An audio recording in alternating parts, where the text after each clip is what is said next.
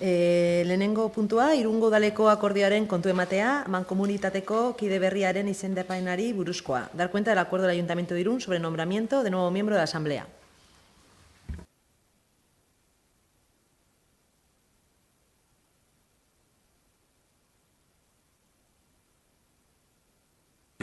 Akordio hartu zuen Miguel Ángel Páez kidea zen zinegotziaren uko edo renuntzia aurkeztearen arira, eta mankomunitateko kide berria izendatu zuen, Jon Ugarte, eta aldi berean bozketan ere aldaketa adostu zuen, Cristina Laborda 11 bozkarekin mantendu zuen, Borja Olazabal ordurarte 10 bozka zeuzkanak 11 bozka eukitzera pasazan, eta Jon Ugarte izendatu berria 10 bozkarekin.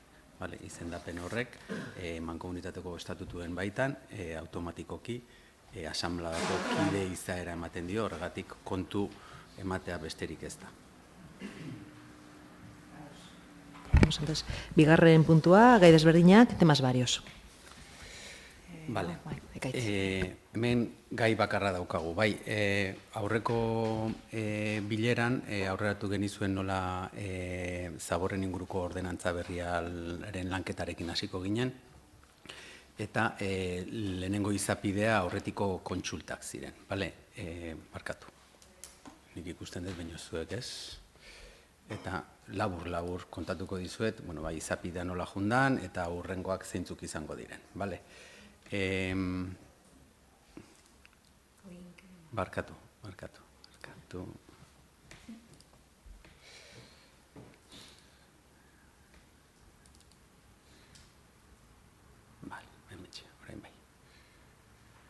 Bale, esan bezala, uztailaren 15ean aipamena egin genuen, lehenengo izapidea aurretiko kontsulta dira, herritarren parte hartzea ahalbidetzeko, lehendakariaren abuztuaren 6ko ebazpen bitartez adostu zen izapide hori.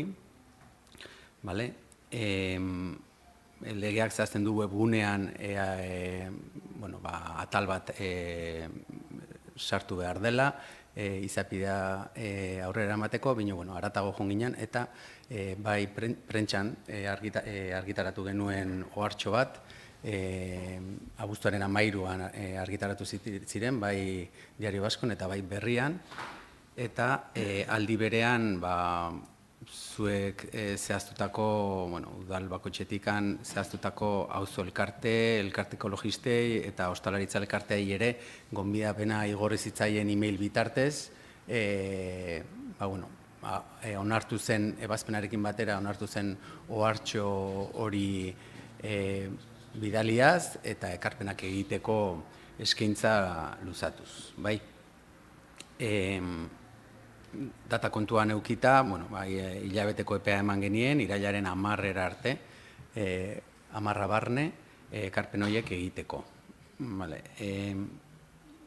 Epe horren barruan 7 ekarpen jaso ditugu, lehenengoa ekoen bezena izan da, eta honek esaten digu FEMPAK, Federación Española de Municipios y Provinciasek, lanketa egina daukala estatu mailako legediaren arira, eta ordenantza esparru bat, zirribor bat landu dutela, beraien ingurumen batzordean, eta eredua jarraitzeko proposamena egiten digu ekoen bezek. Esan 7 ekarpen horien artean 5 partikularrak izan direla eta 2 izan direla asoziazioenak, bai ekoenbez eta bestea Hondarribiko ostalaritza elkartearena. Partikularren artean, lehenengoak testua eskatzen zuen, Hondarribiko ostalaritza elkarteak ere testua eskatzen zuen, hemen ez dago testurik oraindikan, hau da, hasierako ekarpenak egiten dira, testua dagoenean orduan bai hasierako onespena ematen badiozute, jendaurreko izapidea dago, eta hor bai testua ezagutzeko aukera daukate, eta testu zehatz baten inguruan ekarpenak edo alegazioak aurkezteko aukera aukiko dute, bale? Baina hau ez da oraindik fase hori, baizik eta ardurak edo ze arazo ikusten dituzten, konpondu beharrekoak, nola, edo dena delakoak ekarpenak egiteko gero testuan jasoak izan daitezen, bai? Bueno, gero beste batek, ez dakit nun, ze horrelako horik behintzat gurei argitalpenan netzan zehaztu, baina esaten zuena zan entzun zuela aurrerantzean kobratuko zala sortutakoaren arabera, bale? Eta, bere egoera partikularra nahiko kaltekoa dela argudiatuz, bulego bat eukita, etxe bizitza batek baino zaborragatik gehiago ordaintzea, ez zitzaiola bidezkoa iruditzen, alegatzen, adierazten du. Beste partikular batek, honek bai zaztasun desenterekin gauza desberdinak eskatzen ditu, bai zaratak eta bai ordu desegokiak garbiketarako ekiditea, edukiontziak gutxienez portal edo etxabetatik 5 metrotara egotea, voluminosoak edo neurri handiko zaborroiek biltzeko guneak zirkulazioa eten ez dezaten ere eskatzen du, eta ondo pentsatzeko enplazamentu horiek. Gehiago, ondakina anitzeko edukiontziak gehiagotzea, eta baita txakurren deposizioak edo kakak biltzekoak. Txakurrek eta maskotek txixa egiten dutenean paretetan, hori soluzioa emateko desinfekzio eta garbiketa zerbitzuak gehitzeko, arratoi garbiketen sistematizazioa, hori jada badago, eta gero eskatzen dute Hondarribiko estiloko katu populazioaren kontrola. Enitzen jakitun. Nahiko hori da jaso dugun ekarpen zehatzena. Hurrengo partikularrak, ahotsa altxatzen du nola esateko herritarrek egiten duten edukiontzi isleta horien kanpoan jartzen dituzten, botatzen dituzten zaborren inguruan, azkenean garbigune ilegalen antzekoak erabiltzen dituztela isleta horiek, eta neurriak hartzeko bai ikuskapenean eta bai zehazpen moduan.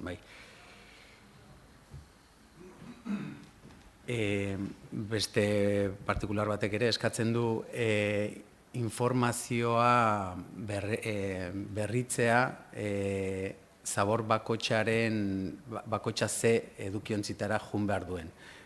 Bai egintzala kanpaina bat bere garaian, baina ulertzen duela berritu egin borko litzatekela edo behintzat refreskatu. Eta baita ere aukera ematea, ez dakit mentzalantza bat egiten dugun edo ez, baina organikoa biltzeko entregatu zen hasieran kanpainara atxikitzen zeranean entregatzen den edukiontzia buskatzen bada, berritzeko aukera ematea. Eta azkenik Hondarribiko Ostalaritza Elkarteak honek ere bai ordenantzaren zirriborroa eskatzen zigun, esan bezala aurreragoko izapidea izango da hori. Hurrengo urratsak ekarpen hauek aztertu, informatu eta ordenantzaren zirriborroan sartzeko ala ez proposamena egin, zuek erabakiko dezutena, hasierako testuaren baitan, gero batzarrari zirriborroa, lehen dabiziko zirriborroa onespenerako proposatu, jendaurreko izapidea ireki eta alegazioa jasotzeko, alegazioak egongo balira, alegazioen inguruko txostena egin eta hauek onartu edo ezesteko proposamena egin, eta azkenik behin betiko onespena argitaratzea eta indarrean jartzea. Egutegi aldetik ez dago zehazpen konkreturik, barruko lanketaren arabera. Eta hori da dena. Eskerrik asko. Galderaren bat, bai. Bai, ni galdera bat dut. Gu lanketa bat egin dugu, EH Bildutik ordenantza hauek lantzen ari gara, ordan, gu balorazio bat egiten dugu ordenantzana hola hasiera batean. Ditugu aportazio batzuk egiteko, ordan prozesu guzti hontan argitzeagatik nola ze bide emango diegu aportazioiei, ze formulakin, eta nola argitzen bai guzue, pixkat ordenatzeagatik guk ere.